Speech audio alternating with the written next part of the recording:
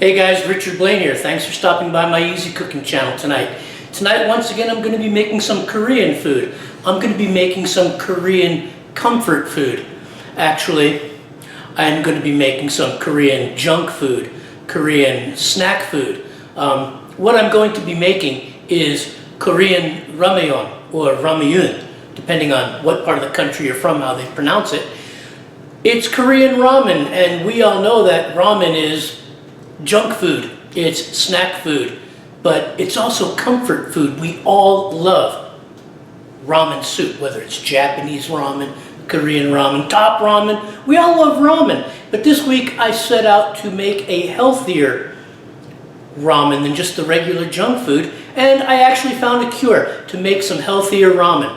I found a company that produces ramen noodles where they don't fry the noodle and they don't use MSG. So right there, MSG, oomph, healthier. Non-fried noodle, oomph, healthier, right off the bat. So I came up with a recipe. It's going to be really delicious. It's going to be healthier than your regular chemical-laden MSG fried noodle ramen. Let's get going and let's get cooked. So in order to make my ramen recipe, we're going to have to pre-cook a few things. The first thing that I am going to cook up is some mushrooms. I'm going to saute these mushrooms in just a little bit of oil. I'm not going to use any salt to wilt them down. All right. I'm just going to use the oil, and I'm going to saute them until they lose their water and brown up a little bit, and then we're going to move on to the onions and garlic. The mushrooms are done. They're nice and golden brown. If you can see the color, this is what we're looking for. Very little oil. They brown up nice and golden. They release their water. Now I'm going to do the onions and garlic. At this moment, I am sauteing some onions and garlic in the same skillet as I did the mushrooms with just a little bit of oil. Just a little bit. Not too much, because we're going to have sesame oil in the ramen for flavor. Just need just enough to get this glazed until they start turning translucent. There we go. And they start browning. They're almost there. When they're there, we'll be right back. Here's the onions and the garlic. They just started turning golden brown. This is what I'm looking for. I'm going to remove these from the pan and set them aside, and we're going to move on to the next step. Now, in the interest of saving time, I'm showing you here about 4 or 5 meatballs that I made with the Pack of Cambodian sausage I made a couple of weeks ago. This is going to go in the ramen soup. This is going to add wonderful flavor. This is 100% whole beef with a lot of extra ingredients, very fragrant. It's kwakko. It's beef sausage with lemongrass, and I'll leave a link to it in the description. But I thought I would pre-cook it and show it to you here in the interest of saving time. Let's move on. Now, what I'm doing is I'm going to cook my ramen noodles for about 2 minutes, 2.5 minutes, until they're al dente in this organic beef stock to flavor the noodles. And then I'm going to move on to the next step, which is going to be removing the noodles and building the flavor layers within this beef stock with all kinds of nice ingredients. The noodles have been cooked, and the organic beef broth has gotten a little bit cloudy from the starch in the noodle, and that's okay. And one of the ingredients we're going to add to enhance the stock is some kimchi and kimchi juice. Now you notice I didn't use any salt with the mushrooms and the onions and the garlic, and that's because the salt is going to come from fish sauce. That's all. Doesn't take much.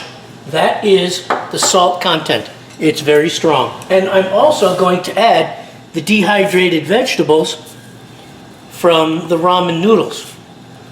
Even though there's no MSG and even though the noodles aren't fried, I still don't use the manufactured flavor packets. I make my own stock, but I will use the dehydrated vegetables. We are back to a mild simmer, and one of the next ingredients I'm going to add is doenjang. Not miso, doenjang, Korean soybean paste. If you don't have doenjang, you can use miso. This has to be put in at a simmer. You don't want to boil doenjang because you'll kill all the probiotic and digestive properties out of it, and it's loaded with probiotic and digestive enzymes. And I'm just going to stir it in for a couple of minutes, make sure it dissipates into this broth, into this stock, with the kimchi, with the dehydrated vegetables. It's going to take about 2 minutes worth of stirring to get it to dissipate completely, and then we'll move on to the next step. We are still at a slight simmer. And one of the next steps is I'm going to add back the garlic and the onions that I sauteed earlier. It's just going to add another flavor layer into this stock. All right, this is the minute we've all been waiting for. It is time to build a bowl of ramen. The first thing I'm going to do is put the mushrooms in that I sauteed earlier. Get them rounded out over here. Oh yeah. Nice golden brown mushrooms. See that? Delicious. Who doesn't like mushrooms in their ramen? There we go. This is a couple of little nests of green onion salad.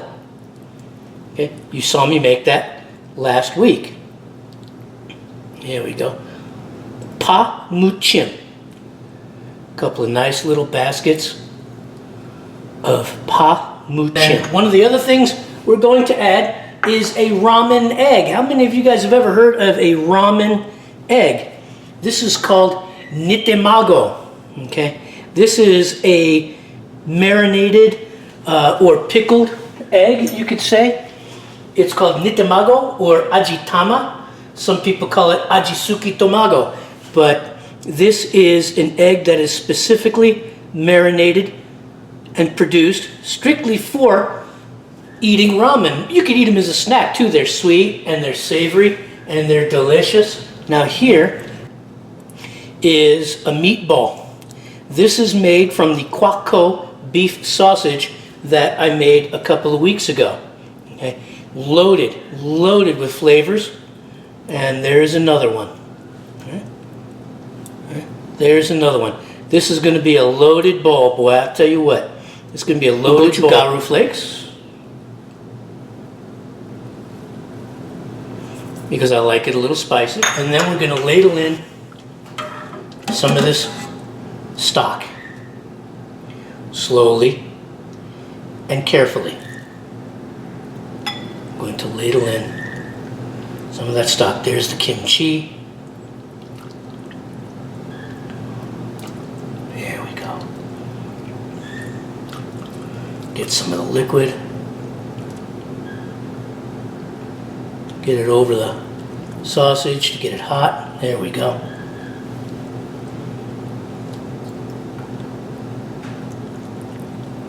There we go. Doenjang. There we go. Just lovely.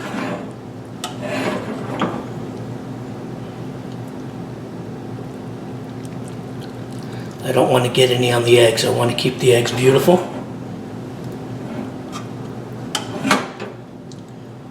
One last spoon. Here we go. And there you have it, guys. This here is a bowl of healthier ramen than just the ramen out of the pack. You have protein, you have fiber, you have vegetables, you have starch from the noodles, no MSG, no fried noodles, just a man-sized bowl of healthy ramen. I'm glad you stopped by to watch this video. I hope you make this recipe yourself. And oh, one last thing. We are just going to add a little drizzle of sesame oil, just a little drizzle right there. And a couple of slivers of red chili, because I do like it spicy. Yes, I do like it spicy. In fact, I like it a lot spicy, so in goes a lot of red chili. There we go. I want to thank you for stopping by and watching this video. I hope you make this recipe. See you on the next video. Take care. Hey guys, Richard Blaine here. I want to thank you for stopping by my Easy Cooking channel tonight.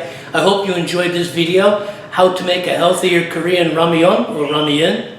Okay, depending on how you pronounce it. That's my bird in the background, so don't worry. I hope you enjoyed this video. I hope you enjoyed the recipe. I hope you make this recipe. Okay, I want to thank you for stopping by, and I'll see you on the next video. Take care.